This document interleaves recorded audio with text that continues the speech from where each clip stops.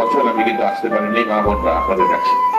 আসতে চেয়েছিলাম 2018 নির্বাচনে, তখন ওই গাড়ি ভেঙে দিয়েছে আমার, আপনাদের আগে পর্যন্ত আসতে পারিনি।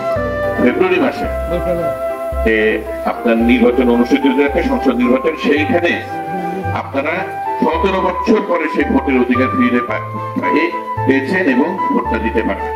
এই যে আপনি আপনার মা বোনরা আছেন, ভাইয়েরা অনেকে, আপনারা অনেকে একটা ফেসবুক ব্যবহার করেন, একটা কোনো কথা যদি কইতেন সরকারের বিরুদ্ধে, হাসিনার বিরুদ্ধে, লগে লগে ধরে লয়ে দিত।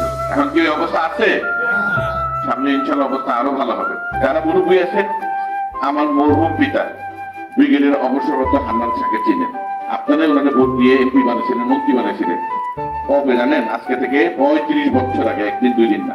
আমার দাদাও মন্ত্রী ছিলেন, তার ছেলে আমার বাবা, উনি মন্ত্রী হয়ে আপনাদের বাড়ির সামনে রাস্তাটা করে দিছে, টিউবওয়েল লাইনে দিছে, ফকির বন্ধুসা সেতু করছে, বিদ্যুৎ আনছেন, স্কুল কলেজ মাদ্রাসা তৈরি করছেন। সোজা কথায় আপনার জন্য সুবিধা হয়, যা আপনাদেরকে সাথে নিয়ে সেই উন্নয়নমূলক কাজগুলো করছেন। আর 17 বছর যারা আসছে তারা কিন্তু আরো ভোটে আছে, যাদের ভোট লাগে নাই, তারা ঢাকা শহরে বসেছিল, আপনি তারা মন্ত্রী এমপি হয়ে গেছে।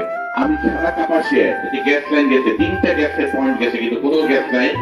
এই 17 বছরে এত বড় বড় নেতা, এমপি, মন্ত্রী, কত বড় বড় পদ, কেউ কিচ্ছু করে নাই। এই 3টা পয়েন্টে গ্যাসের ব্যবস্থা করে পরিবেশ বান্ধব কলকারখানা আমি গড়ে উঠবো। এই স্বাধীনতা আপনাদেরকে কথা দিচ্ছি। এমপি করে নিয়ে আসেন আগামী ফেব্রুয়ারি ভোট দিয়ে ধানের শেষ মার্কায়। আমি আপনাদের কথা দিচ্ছি, কাপাসিয়া থেকে মাদক কারবারি, মাদক ব্যবহারকারী কেউ কাপাসিয়া থাকতে পারবে না, পুরো কাপাসিয়া মাদক থাকতে হবে।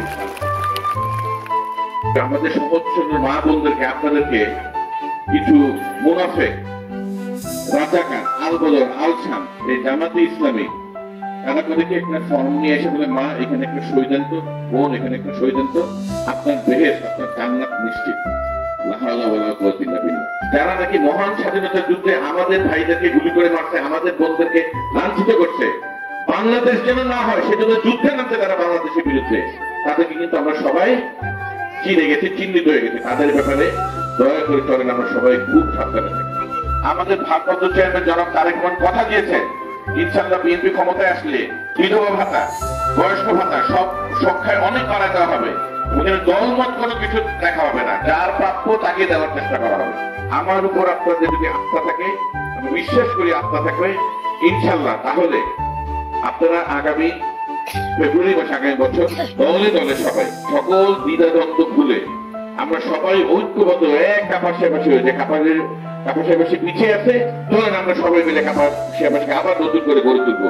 এই অঙ্গীকার নিয়ে চলেন সবাই আমরা ধানের শীষে, দেশ নেত্রী বেগম খালেদা জিয়ার মার্কায়, দেশ নায়ক তারেক রহমানের মার্কায়, শহীদ রাষ্ট্রপতি জিয়া রহমানের মার্কায়, আমার মরহুম পিতা ব্রিগেডের হান্নান শাহ ধানের শীষের মার্কায় ভোট দিয়ে আপনারা আমাকে সংসদে পাঠালে আমি অক্ষরে অক্ষরে আমি যে অঙ্গীকারগুলো করেছি, আমি আপনাদেরকে সাথে নিয়ে সেই শব্দগুলো বাস্তবায়ন করবো ইনশাআল্লাহ।